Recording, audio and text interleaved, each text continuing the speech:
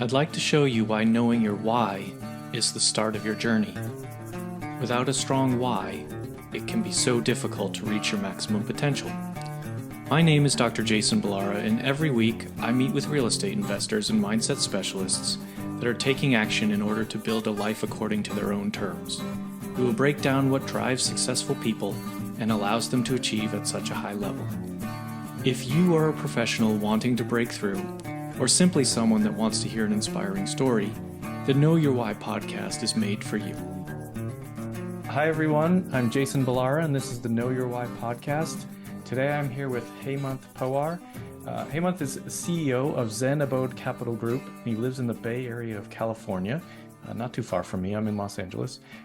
He's owner and operator of apartments across 8 states in the US and also works full-time as IT program director. So Hemant, I first of all just want to say thank you. Thank you for coming on the show today. Thank you for taking the time out to come share your story. Thank you, Jason, for the invite and absolute honor and pleasure to be here.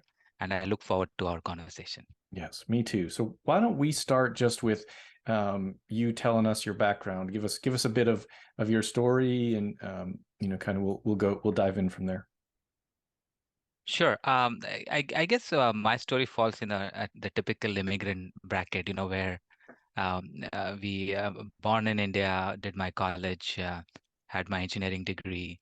My job sent me all over the world. I have lived in 5 continents now for a couple of years each. Um, Traveled almost 40 plus countries, not on job, but that's my hobby too. And it was in 2014 when I moved to the US, where with my ex-wife, and that was one of the life-changing decisions because obviously the US being the land of opportunities, so many of my friends and colleagues from here, some of my clients which I used to work for were also from here. So that opened a whole new door of opportunities and career progression. And uh, I separated from my wife in 2016, and I moved to California in start of 2017. So that was how I landed up in the US and the job that I have. Um, as my W-2, I work with on the critical care IT infrastructure side. I manage large teams. I've been doing that for many years now. But one of the things that I've always wanted to do, and kind of a give back system, or kind of a give back inspiration that I always thought, hey, I need to do something more, and that happened in 2016 when I started my when some incident happened, and I started a charity organization, and that grew significantly large along with my W-2. So that's a little bit about my my job, my work, and what I do in my free time, personal time. And then the third phase of my life and the critical phase began when I uh, got introduced to the world of real estate, and especially multifamily real estate, around 18 months back. And I saw that as an opportunity to uh, bring me the financial freedom and the freedom of using my time and utilizing it for the activities that I love to do on the side, especially my the charity organization I run and the activities around surrounding those. So that this really intrigued me, and that's when I jumped into multifamily real estate. Uh, and for the last 18 months, we have been buying and operating properties across the US. Many investors have invested in these properties. I am very fortunate to have a lot of people who reach out, do want to join hands and maybe invest or become a partner in these properties. And my journey towards that financial freedom goal started quite well. So I'm really looking forward for the next phase where I can sign off from my W-2 and move into my personal interests more. Maybe another couple of months, maybe a year. I don't know it, but it's not far away. So that's a little bit about what's happening in my life lately. Um, Yeah, anything specific you want me to share, I can No, expand on that. no, that was a great sort of background, and it, it's always fascinating to me to hear, you know, kind of people's stories, their background, how they got where they got. But what did you, what sort of brought you to real estate? What, you know, that you started, you said you started that phase, but what kind of gave you that idea? What sort of sent you in that direction? I think um, the moment or the epiphany that I had was when uh, one random step that I took in a moment of uh, when I uh, when I separated from my ex-wife, and the I was sitting at I was traveling back home, and I was just sitting at the airport meeting my cousin who manages the security of the airport. And I saw this family of a single mom and four daughters who were in the detention room, and I tried to find out from the social worker, what happened. And apparently they were caught in some human trafficking ring, and they were completely innocent because they didn't know who they were interacting with Right. and what kind of people had invited them there. But I spoke to the social worker. I spoke to one of those little girls. They were like literally 7, 9, 13, and 16-year-old and daughters the mother had. And they definitely, it was a clear case of someone just fooling them with papers or some promises, and then they get attached to this nefarious activity, and people who give them letters to come on board, to come in the country. Um, so I told the social worker I want to do something for them because I was on that phase where I went through a difficult marriage for 7, 8 years and tried everything in the world to save it. Nothing happened, and I said if I do one thing for this family, maybe something good will happen. It just happens at that moment of Mhm. you are in an emotional state. You're thinking about life a lot, and something this came in front of me. So I kind of financially adopted them. We sent them back. We got a house for them because they were living on the streets wherever they came from. They came from the Middle East, um, and we put the girls back in the schools, the colleges. The elder one, we gave them some money to start a business. She opened a shop for women's clothing and jewelry. And over the next 2 years, I made sure that they were provided for. They were doing, whatever they were doing in school, college, and the work. And by doing that, by going that extra mile for a certain objective and keeping my focus on making things better for them, today that same family has a business that employs 17 such women or girls like them who were caught in the human trafficking. So that kind of, it challenged me to think beyond salary, beyond money, beyond Right. my travel or, hobbies. And uh, while I was, through my regular work that I do, I work in the critical care healthcare organization. I constantly kept thinking about how I could do that more and more, and be the be able to provide for more such people, because there are so many would benefit from such kind of support. And that got me thinking into how do I add on to my current income so I could provide more, how I could reach out to various groups and generate some kind of visibility and some information about people who get stuck in such kind of situations. So from that point on till now, I have almost 21 kids that I have adopted. I recently even sponsored two Ukrainian families to come, because the US has a Uniting for Ukraine program. They are welcoming refugees and they need sponsors. I think this is a good forum for me to disclose to the world that they need sponsors. When I say sponsors, the first few months of their stay, they definitely somebody needs to provide for the insurance, for the housing, make sure they get their work permits because the government is very helpful in those matters, and some kind of a guardian, right? So That was the recent thing that I did, and the kind of satisfaction, happiness, and few small things that I do are creating such big changes and changing lives. I think that has been extremely satisfying for me. I mean, I am 46 now. In my 46 years, I've never been so happy. the When you talk to these girls, or they send you emails with their scorecards, their report cards, after Yeah. their midterms and semesters, or they send me pictures of how the shop is doing and they moved into a bigger one. I think that it just a different phase. I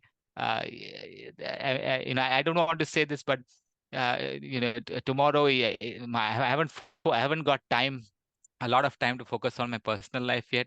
Sometimes I do worry about it. I do feel I should also have a family and a personal life. Yeah. But I always think, even if that doesn't happen, I think when I go, I think I do leave behind somebody to remember me, or some people who would remember me. So that's a much more deeper thought, but we don't want to go there. But that the kind Oh, of we can go feeling there. of That's fine. That's satisfaction. no Yeah. problem at all. We can go there. That I you Sure. I'm happy to talk. I mean, this is uh amazing. I mean, and I mean, gosh, uh, applause to you for, kind of Thank you. taking that step. I mean, so many times we're just out in the world. It's like you see something wrong and just kind of turn the other way, move on. Someone else will figure it out, that kind of thing. But I mean, you like you you save their lives, like you do. Like that. I mean, there's no other way Thank around it. Like that's so incredibly impactful. And when I the name of the podcast is Know Your Why, and it's almost like you that like you haven't even talked about real estate yet, right? You've just Yeah. talked about your why, and that's Yeah. fantastic. Like, I'm happy. I don't care. We can talk about it as real estate if you don't want, or we just Yeah. talk if you want, but we can talk about Yeah. this. But the one of the things last year, I went to the Best Ever conference, like one of the big real estate conferences. I don't know if you've been. It's a good one. Went there, Yeah, I've and heard about, yes. yeah, what I was struck by the most is, you have all kinds of, like, big names, successful people on the stage talking about real estate and stuff. But some of the best talks came from, like, the people that they didn't even talk about real estate. They're like, oh, here's my bio. I have, billions of dollars of assets under management, blah, blah, blah. And then they were like, but here's what I actually care about now. And it was all about their impact and what they were doing with that, what that the money, the wealth that they had created from hard work and everything like that. And it was like amazing to see that. But you started there.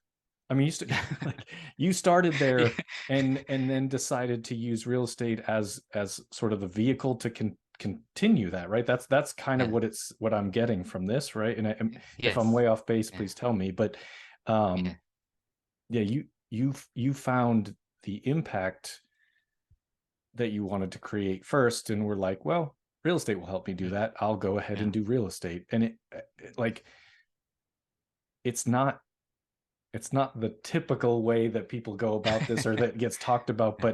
but so incredibly impressive. um do you honestly, do you want to talk about real estate, or do you want to keep Yeah. talking No, about? I think we definitely should be talking about real estate, because I second your opinion and your thought, and because I met some great people after entering this field, the real estate field. And it also quite early dawned on me that there's a lot of synergy with some senior folks who do want to give back and really support such kind of activities and the contributions to the society. My own mentor Rod, he's big on giving back, and he has his own charity that he runs for small kids hunger, making sure they don't sleep hungry, and distributing school bags and everything. The but the other folks that I keep meeting at the meetups, and my own partners, when they hear about these stories and the kind of impact the contributions can do, so many of them, they may not end up joining hands with me on real estate, but they definitely end up contributing something based on, hey, what do you think about, I would love to do something for this charity or this, and we always share notes. And so I think there is a lot of synergy in ideas, thoughts, and actions. And it's not just about just buy real estate and pocket the money, and that's that's Right. that's Right. how Yeah. it's done. Uh, so yes, we definitely should be talking about real estate too, because finally, tomorrow, if I do leave my W-2, then this would be one of the source of income that provides for a lot of other things that I'm doing. So it Sure. definitely is a key.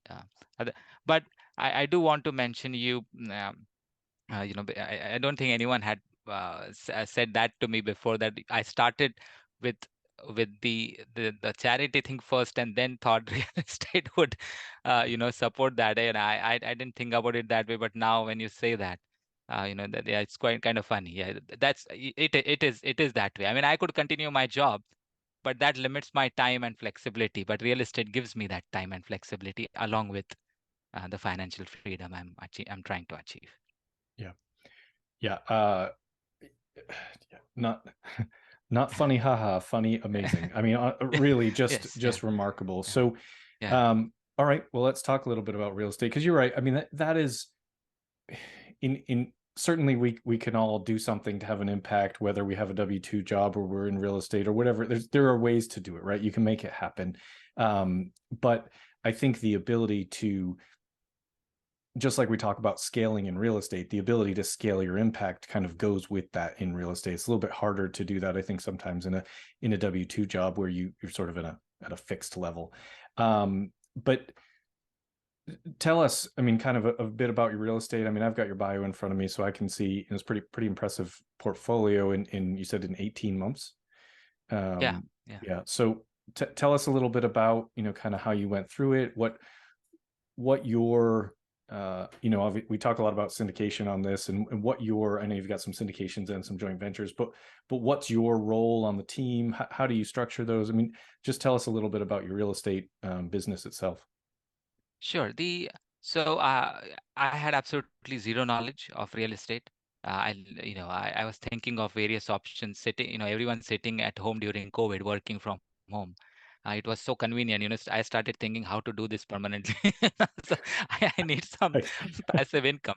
So stock market was not my cup of tea. I didn't have much money either. I just donated. I just given away a lot. I still do. I keep like 20% of my, and I just give away everything else to my charities. But um, that time I started thinking how to get this working, some passive income where I can have more control on time and flexibility. And then I listened to a podcast, Bigger Pockets, which is one of the largest forum on real estate. And I thought, oh, this is great. Let me buy a duplex, right? So, excuse me. So I went ahead and bought a duplex, and then I thought, okay, this is now I just need to keep on adding that. And I think the next podcast I heard was on multifamily, and I'm like, oh dear, I shouldn't have bought a duplex. Now, I, why didn't I think of multifamily before? But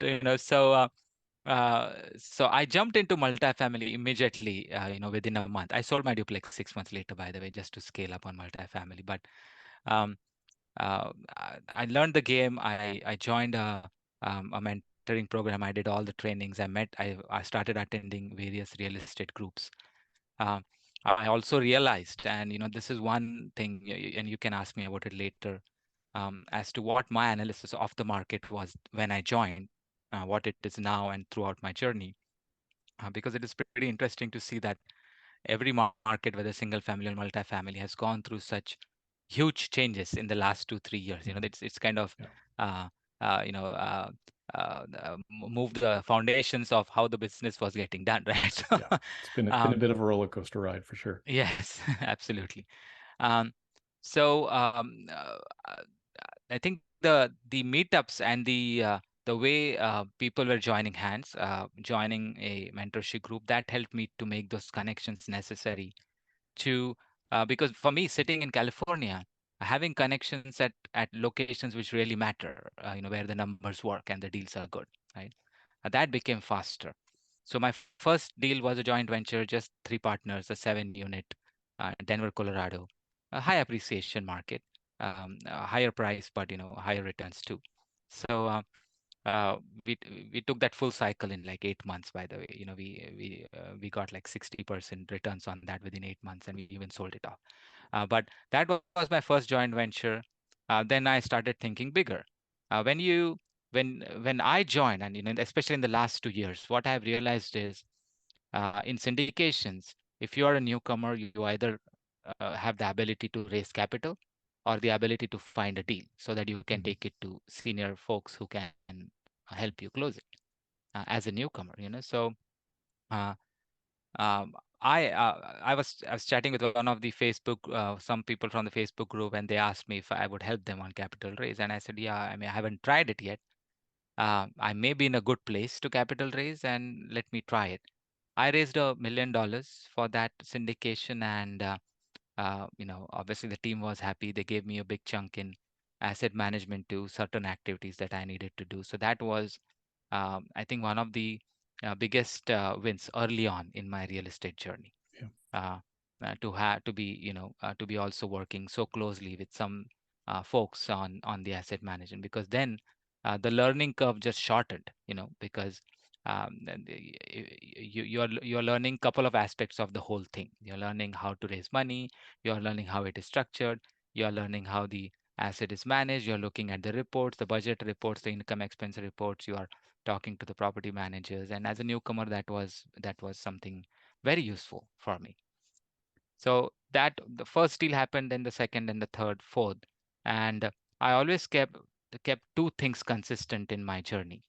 One was very strong and well connected investor communication. So all my investors are one on one. Because of my job, I cannot market on social media. So in fact, when you asked me what kind of title we should give this for podcast, we could have said raising 30 million with no social media. That could have been one of the We can still use it. titles. Right. So, yeah, we can.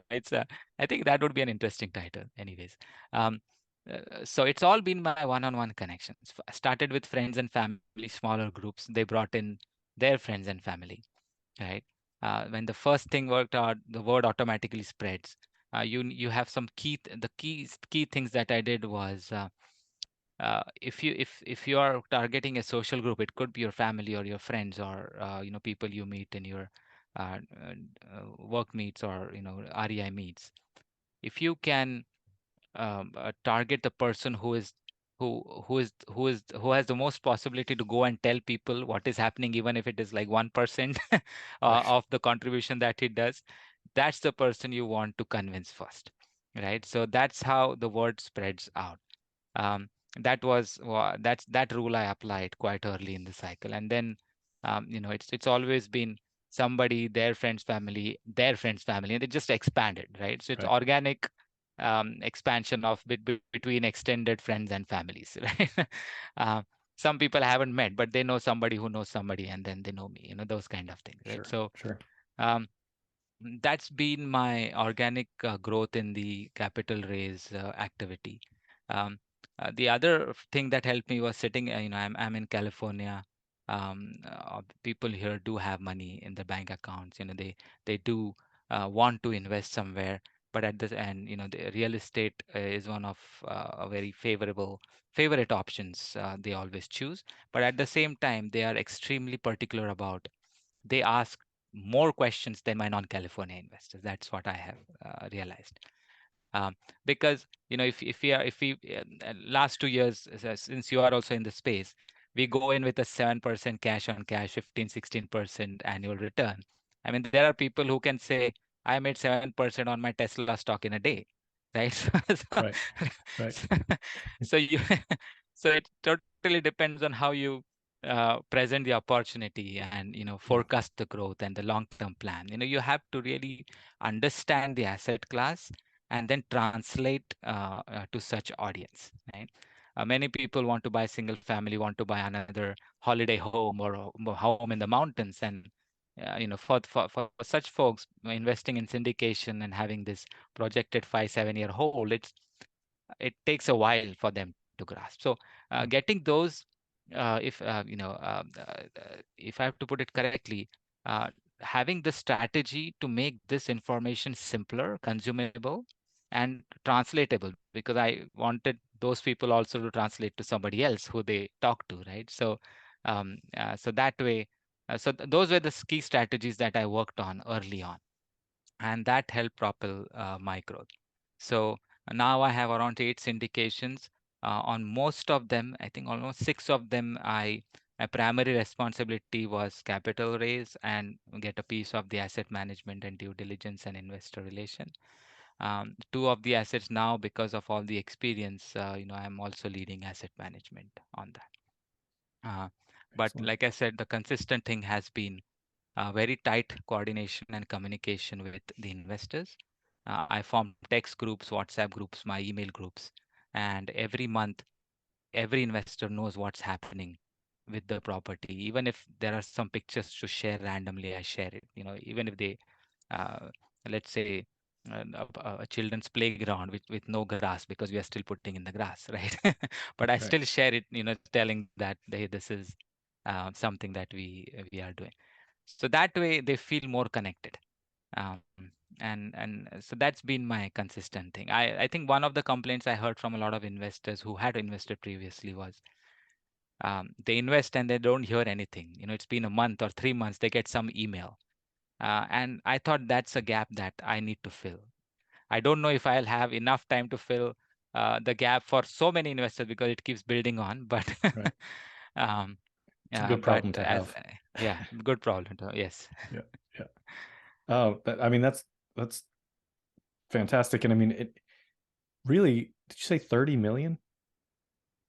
Yeah, Is that I mean the so that you've raised 30 million? I mean, yeah, that's incredible in that amount of time. Just yeah, really, really impressive on a lot of levels. But I think some of those strategies that you just outlined,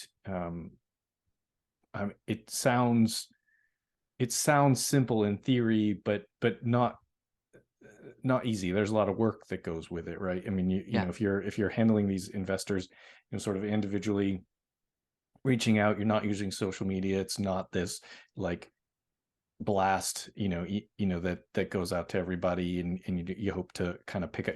You're really hand holding one at a time. So, um, really important, I think, for people to kind of listen to that segment of this interview, and just kind of what you outlined there is, again, it's simple, but it's not easy.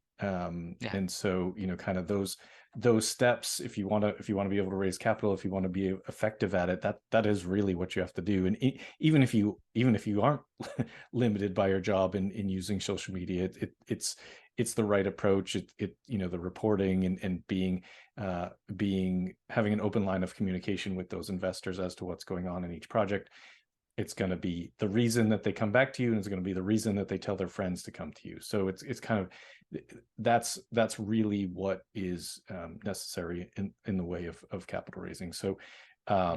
I And the feel other thing I do want to highlight is you have all types of investors. You have investors who want, first they would ask, can I, even if you have a minimum 50K investment, they would say, can I invest 25K? But they agree to 50 later on, right? So you have such kind of investors at one spectrum. You have to cater to those. And then the other spectrum, you go into meetups, you have your networking, and there are family offices who come in with a $8-9 million check, yeah, right? And you are the key coordinator, strategizer of how the whole deal would work, right? So I had to deal with the whole spectrum. Uh, and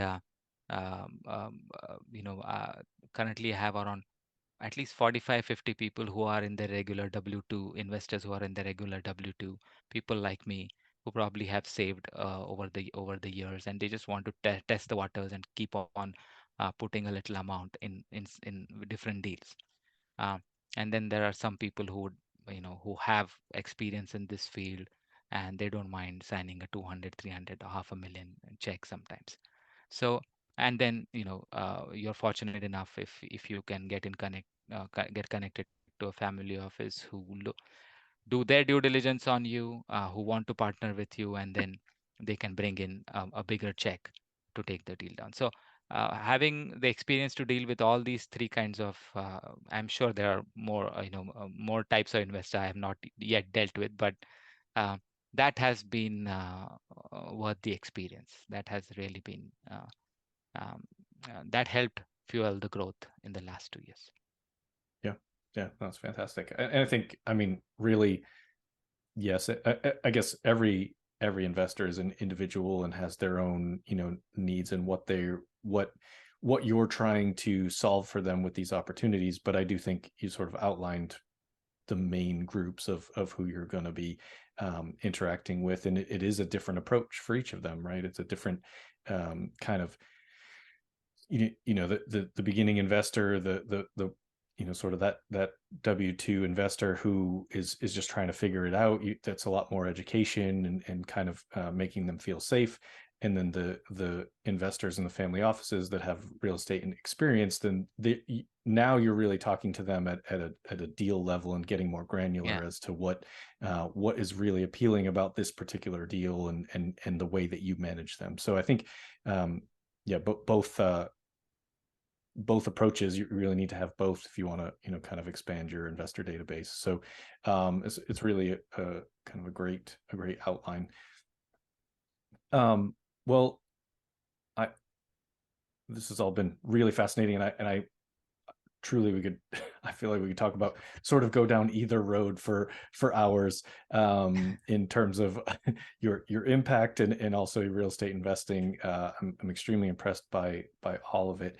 But I do want to switch gears just so I don't keep you all day, but I want to Sure. get to the part where I ask you the questions that I ask each guest in the show. First one being, of course, related to the name of the show, being Know Your Why. And I think, you have talked a bit about, I'm guessing, some of what's involved here, but I do want to give you the opportunity to expand on that, and even, if you want to sort of pitch people getting involved in the impact, then please feel free to do that here. Yeah, and I think thanks for asking that question, because there's something that has been, and I've been thinking about it ever since I sponsored those two families from Ukraine, and both the families had small kids, I think, that lost their fathers in the war. Um, they, they're moving to LA now. We have made arrangements for them in LA, where some of their family, their aunts and all are already there. Um, so what I was thinking when that happened was, I did not expect to be approved to be a sponsor or a guardian, to be honest. Being an immigrant in a W-2 on a work visa, we really don't have a lot of choices or a lot of Yeah. um, we can't financially sponsor anyone. We can't do things that the US citizens would normally do, and that's what was mentioned when I tried to fill the form. But I said, hey, what the hell? I'm trying to do a good thing here. Let me just fill the form. I'm sure somebody will look at all the details. And I wrote all my details. I gave all my financial because they ask a lot about who you are, what you are. Yeah. um, they tell you that you should expect a call from the immigration services, even the FBI, because they do a background check, just to make sure it's not a human trafficking, Right. and I was ready. I was prepared for everything. So when I filled that up, and it took a couple of days submitting the documents they needed, and I sent it out. I sent that out, and literally on the ninth or 10th day, I got a call from the social worker who was coordinating all this. She said, "Hey, we got the approval." I'm like, "What?" Ha- Nobody called me. They usually, Yeah. people, they ask you to come and give your fingerprints or something of that Right. sort, just Right. to make sure. Nothing, it was kind of a miracle that whatever I had written and the form, they just knew that I mean, obviously they do their own background checks and due diligence. They have their own methods. We all know that. Yeah. But what I've been thinking since then is, there are so many people who would probably hesitate to not do something like this because they're like, I don't know if I'm eligible. I don't know if I could do it. Right. I don't know Right.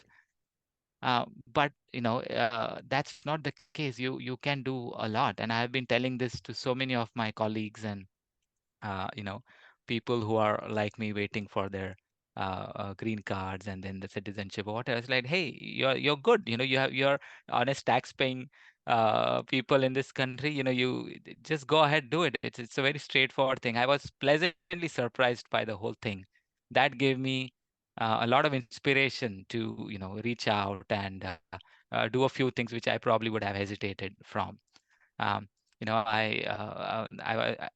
fact, also what happened was just because of this one incident. Now suddenly I have some partners from my real estate who are like, "Hey, we also want to do something like this. Can you find some families who we can support?" So now I have an additional task to Yeah. to connect some families to these new sponsors who are so. It's been it's been eye-opening. It's been gratifying, very satisfying, and something out of the ordinary. We something that uh, I knew that this would be my why eventually, but I didn't expect the way things are happening. It just Yeah. it's sometimes it looks random, sometimes it looks all planned. Somebody from above is making the plan. So, Yeah. Yeah. Yeah. so yeah, just wanted to mention these things. No, I mean that's a great thing to sort of put out there, because I do think it, like, your ability to create that impact, it was one, you had to do it, right? You had to take action. You took action at the airport. I mean, you had to decide to do something. You had to decide to want to be that type of person, and then find the steps to go through the processes, and sort of not be held back by whatever limiting belief it is, like being an immigrant or not. I'm sure people can come up with lots of excuses not to, but you didn't do any of that. You just did good. You just did good by people, and it's Thank you. honestly truly inspirational, and we'll talk more about this offline, but I think that this is just incredibly compelling to people listening, whether you're in real estate or not. There are ways to make the world a better place. So appreciate that you're doing that. So I just think it's Thank you, amazing. Jason. But yeah, again, I would love to. We'll talk more once we're off Sure. recording. But Thank you, Jason.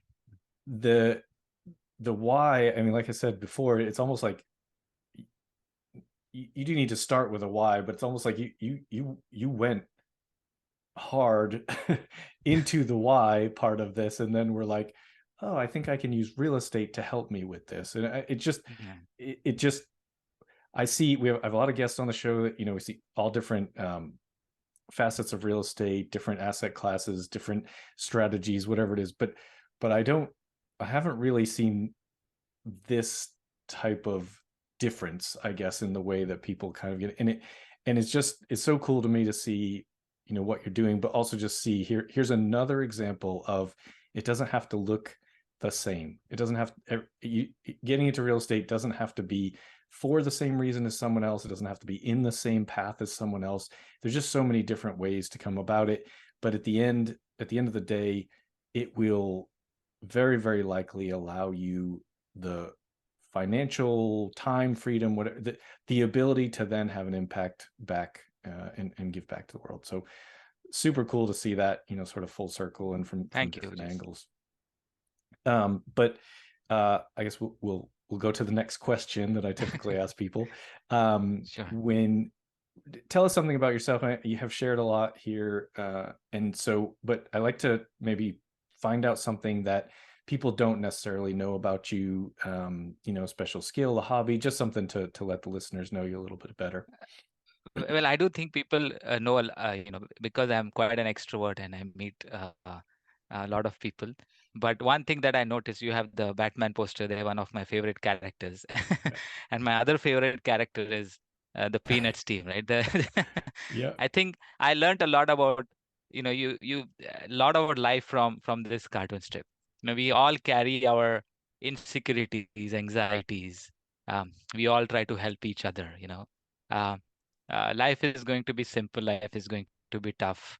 You just need to be there, be available for the people around us, and life will happen. And it will be, you can you can cross any hurdles that come. I think being available, being present, and generally being a happy person, I think that really helps. Being grateful for what you have, or even what you don't have sometimes, because we never know the things that we desire or crave.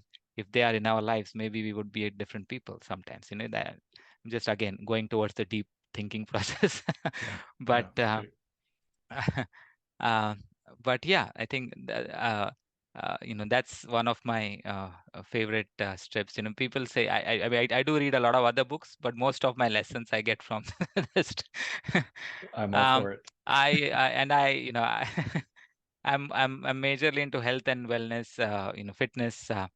So I make sure I take good care of my body and what I eat, because I need all that energy to do Yeah. the kind of stuff that I'm doing, especially because it's spreading quite wide and far now. So I Yeah. do want to enjoy this longer and leave my W-2 job when the time comes. Yeah. Yeah. No, stay healthy. The world needs you. This is Thank you. for sure important. Hemant, when people hear this and they want to reach out, what's the best way for them to get hold of you?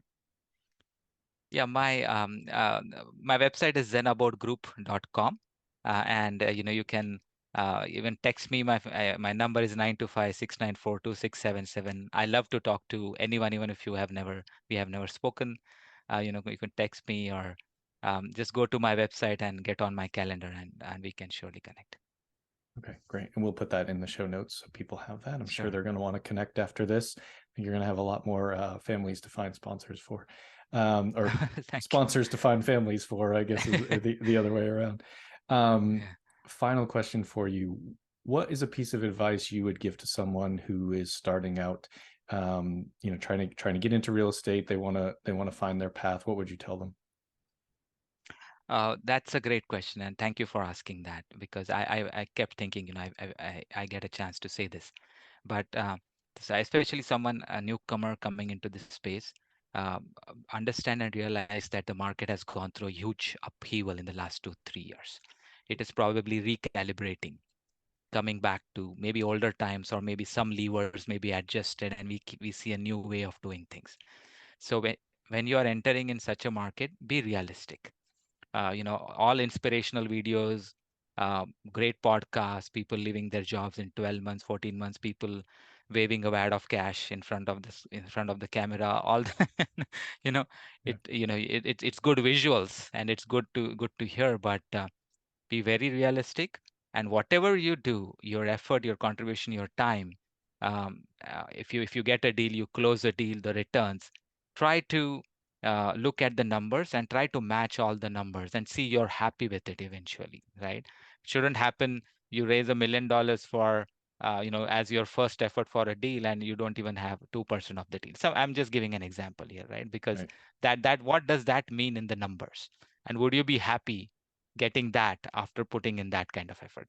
So try to visualize that, have a pen and paper, try to work out some numbers, and only take decisions. Move slow, steady, but move daily. That's my advice. Awesome. Love it. Well, listen, this has been fantastic. Such a great conversation. Like I said, I just can't thank you enough for coming and sharing, your story and what you're doing for people. So, thank you so much for your time today, Hemant. I really do appreciate it. Thank you, Jason. And again, an honor and privilege. I'm very grateful for inviting me on this podcast. Thank you. Absolutely.